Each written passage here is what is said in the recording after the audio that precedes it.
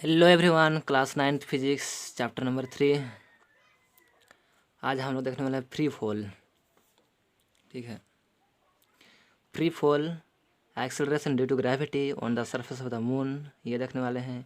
मास देखने वाले हैं, वेट देखने वाले हैं, और फिर इसका डिफरेंस, ये सारी चीज़ इस वीडियो में देखने वाले हैं। फ्री फॉल होती क्या है? फ्री फॉल एक फिनोमेना है। ठीक है, फ्री फॉल एक फिनोमेना है, याद रखिएगा। इसमें only one force is act there. Okay, केवल वन फोर्स एक्ट करती है, वह है that is for gravitational force of earth. Gravitational force of earth केवल उसमें एक्ट करती है, उसके अलावा और कोई फोर्स, कोई एक्सटर्नल फोर्स यहाँ लगती नहीं है। तो फ्री फॉल एक ऐसा फिनोमेना है जो बॉडी जब नीचे गिरती है, ठीक है, तो उसमें केवल वन फोर्स एक्ट करती है, that is gravitational force of earth. Okay, और उस बॉडी को क्या बोलेंगे? Freely falling body. उस बॉडी को बोलेंगे फ्रीली फॉलिंग बॉडी, और जो उस फिनोमेना को क्या बोलेंगे? Free fall.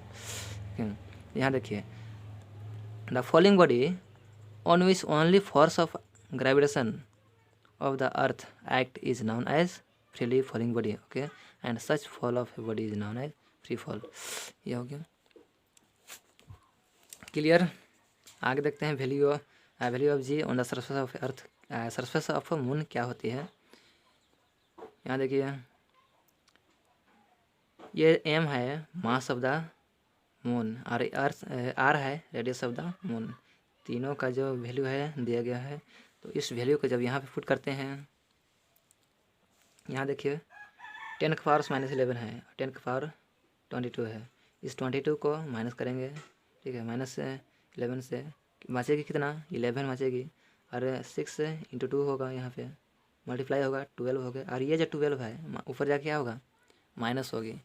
ठीक है, यहाँ देखिए 11, 12 है, 12 ऊपर जाके -11 माइनस होगी, तो बचेगी कितना? -1 बचेगी। ठीक है, कैलकुलेट करके अप्रॉक्स में 1.6 मीटर पर सेकेंड स्क्वायर आएगी। ठीक है, ये तो निकला किसका? Value of g on the surface of moon, इतना आया। हम लोग कंपेयर करना है अर्थ से कंपेयर करना है, इसलिए अर्थ का जो सरफेस ऑफ द अर्थ पे जितना आती है value acceleration due to gravity, उसको हम लोग नीचे रखेंगे, नीचे की ओर। ठीक है, तो हम लोग जानते हैं acceleration due to gravity on the surface of the earth 9.8 होती है, और हम लोग इसका निकालेंगे 1.6 निकाले अभी अप्रोक्स में। इसको काटेंगे तो एग्जैक्टली नहीं कटेगा, अप्रोक्सली 1/6 6 टाइम में कट जाएगी। ठीक है, अप्रोक्स में 1/6 अर्थ लिखे हैं। कहने का मतलब शॉर्टकट में मैंने यही लिखा है, acceleration due to gravity of the moon is 1/6 time the acceleration due to gravity of the earth. कहने का मतलब ये है यहाँ पे। ठीक है, क्लियर। ओके, आगे देखते हैं मास। ये मास होती क्या है? Mass of the body is defined as the quantity of matter content in the body. Mass एक क्वांटिटी ऑफ मैटर होती है, क्वांटिटी ऑफ मैटर को ही मास कहते हैं। छोटा ऑब्जेक्ट को लेंगे तो उसमें क्वांटिटी ऑफ मैटर थोड़ा होगा, ज़्यादा बड़ा ऑब्जेक्ट को लेंगे तो उसमें क्वांटिटी ऑफ मैटर अधिक होगी। ठीक है, एक कॉन्सेप्ट, इस कॉन्सेप्ट से एक क्वेश्चन आती है एग्जाम पे कि mass is known as inertial mass. Why inertial mass कहते हैं मास को? क्यों? Since mass is the measure of inertia.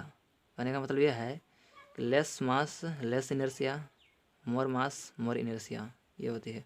अगर छोटा मास को लेस मास रहेगी, उसमें थोड़ा सा भी अगर फोर्स लगा दिया जाए तो वह बॉडी मूव करने लगेगी।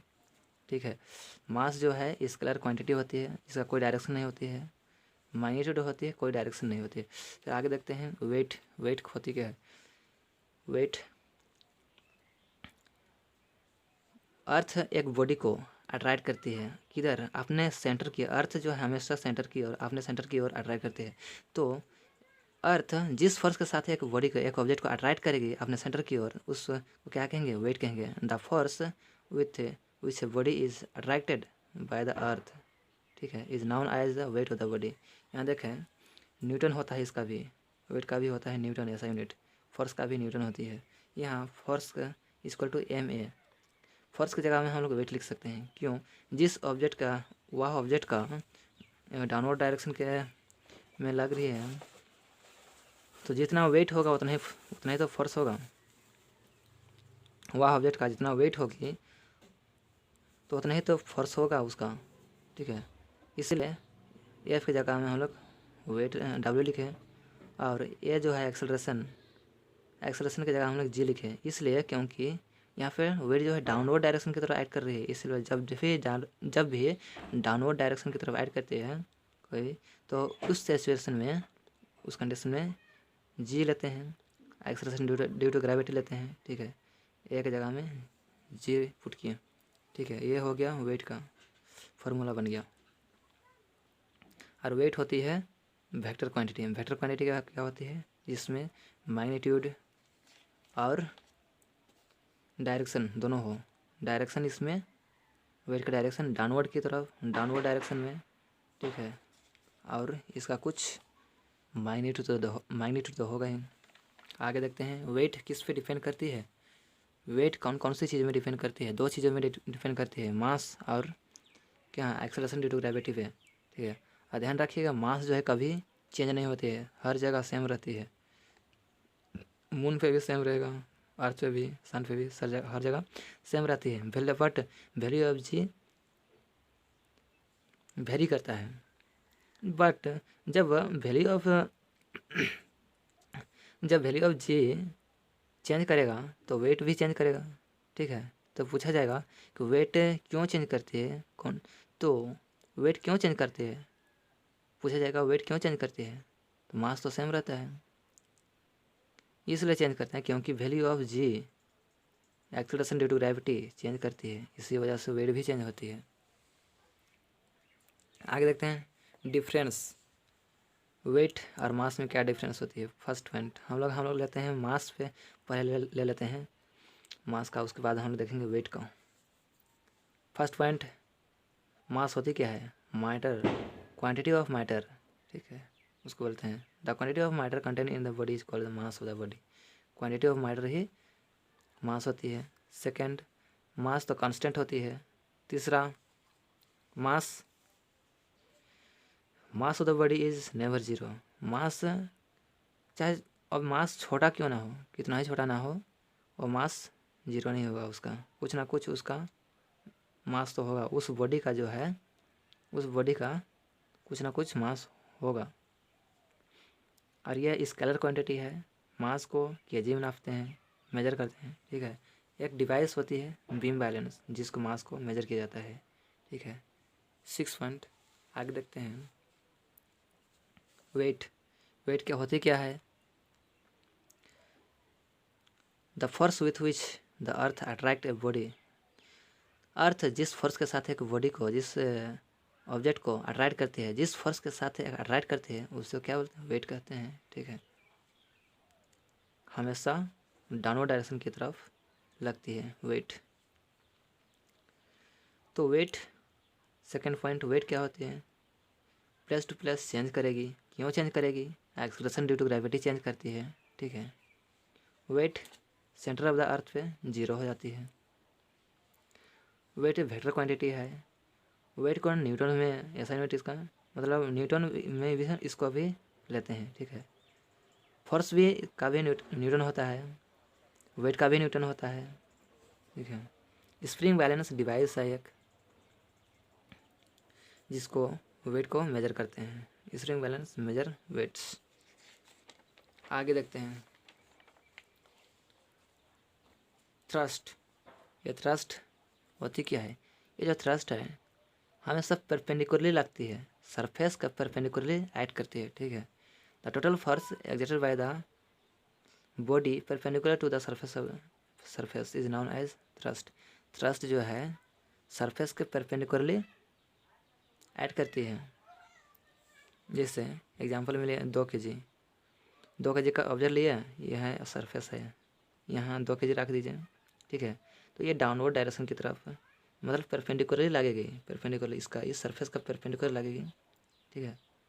तो जब भी डाउनवर्ड डायरेक्शन लग रही है तो उसमें हम लोग जी लेते हैं, स्मॉल जी 9.8 जिसका वैल्यू होती है। तो एम की जगह हम लोग 2 kg लिखेंगे, ले लेंगे, और इस तरह से फोर्स इक्वल टू ma होता है। ए की जगह g लिखेंगे, 9.8 होगा, और m की जगह 2, इसको कैलकुलेट करेंगे तो इतना आ जाएगा। ठीक है, एग्जाम्पल क्लियर। तो यहाँ फोर्स हम लोग क्यों लिखे हैं? आप लोग सोच रहे होंगे यहाँ फॉर एफ क्यों लिखे हैं, फोर्स थ्रस्ट का निकाल रहे थे लेकिन एफ क्यों लिखे? तो फोर्स हुआ और थ्रस्ट हुआ, वेट हुआ, सब में यही होता है, सब एक ही होता है। ठीक है, एक ही नहीं होता है, कहने का मतलब थ्रस्ट में भी थ्रस्ट जितना होगा उतना ही फोर्स भी, और फोर्स जितना होगा उतना ही वेट भी। जिस बॉडी जो है जितना वेट होगा उतने तो फोर्स होगा। ठीक है, जिस उस बॉडी का नीचे डाउनवर्ड डायरेक्शन में जो एक्ट कर रही है उतना ही तो, जिस बॉडी का उतना जितना वेट होगा उतना ही तो फोर्स होगा। ठीक है, और उतना ही थ्रस्ट भी होगा। इसीलिए हम लोग यहाँ पे फोर्स के फार्मूला से हम लोग निकाले। क्लियर। आगे देखते हैं प्रेशर। प्रेशर होती क्या है?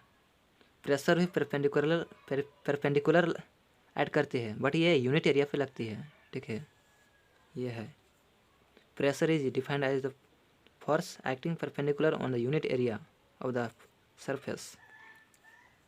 प्रेशर के कंसेप्ट पे कई एग्जाम्पल एग्जाम में आती है, जो कि हम उसी में ध्यान रखते हैं। हम कई पॉइंट लिए हैं, 2 पॉइंट लिए हैं हम।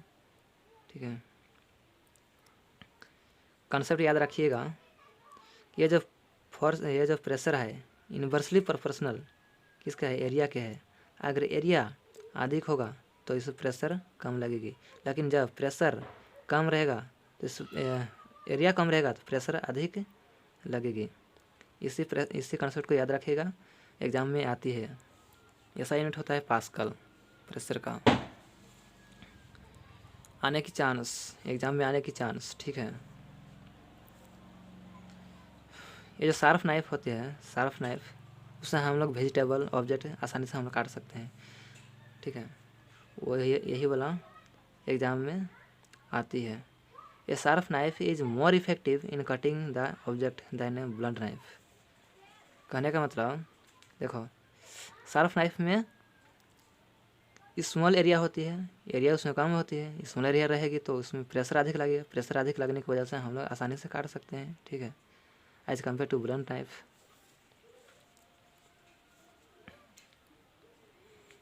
यहाँ भी वही एक्सप्लेन किए हैं। यहाँ पे आप लोग बना लीजिएगा नोट। आगे देखिए, सेकंड पॉइंट लिए हैं हम बाइक वाला। जो बाइक जो होती है स्ट्राइप का मतलब फीता। ठीक है, बाइक में जो फीता होती है ना उसको बोलते हैं stripe. It is painful to hold a heavy bike having stripe made of a strong and thin string. कहने का मतलब मान के चलिए बाइक है जो उसका फीता जो है एरिया स्मॉल है। ठीक है, अरे उसको मान के चलिए एक छोटा बच्चा को ढुला दिया जाए, बहुत सारा किताब वगैरह उस बाइक में डाल के एक बच्चा को ढुला दिया जाए तो उसका क्या हाल होगा? पेनफुल होगा उसको। क्यों? क्योंकि स्मॉल सरफेस है ना, स्ट्राइप स्मॉल सरफेस है और स्मॉल सरफेस हो रही है तो प्रेशर लार्ज लगेगी। लार्ज प्रेशर लगने की वजह से उस बच्चे को पेनफुल होगा। ठीक है, यहाँ पे वही समझा गया है। When we hold a heavy bag having stripe made of a strong and thin है। देखो स्ट्राइप है स्मॉल एरिया है। ठीक है, hence it exerts large pressure. Small area है तो लार्ज प्रेशर एक्ट करेगी ऑन आवर शोल्डर पे। So stripe tend to cut the skin and hence pain is caused. Large pressure लगती है जिसकी वजह से हम लोग को पेनफुल हो सकती है। ठीक है, यहीं पे समाप्त करते हैं, एंड करते हैं हम लोग वीडियो को। If this video is helpful for you then like, comment and subscribe my channel. Like this you support me. Okay, thank you, bye.